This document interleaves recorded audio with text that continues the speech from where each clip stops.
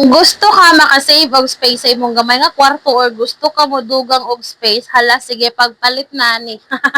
So organizer ni siya sa mga anik-anik na mga inday ha. Supposedly mga day kani siya is for kanang kuan daw siya mga day underwear. So kani siya for panty tapos napod siya for brotherly. So kung gusto mo nangita mo organizer para sa inyong underwear, pwede sad siya kani mga day kay mao jud na siya nakabutang di mga day, pero for my kuan mga day, for my case dili na ko siya ginagamit ato mga day kay daghan gyud ko mga butang-butang mga day di namang kwarto wa jud lami sa mga day kato ra nga klasihan ako so wa jud ko mabutangan aning tanan mga day.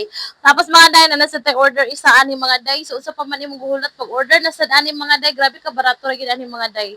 Tapos daghan na kay kag mabutang mesh pa gid siya mga day, diretso ra nimo makita og unsa imong gipamutang di mga day, di ba last hassle samot na kung gapangita na tagamit mga day.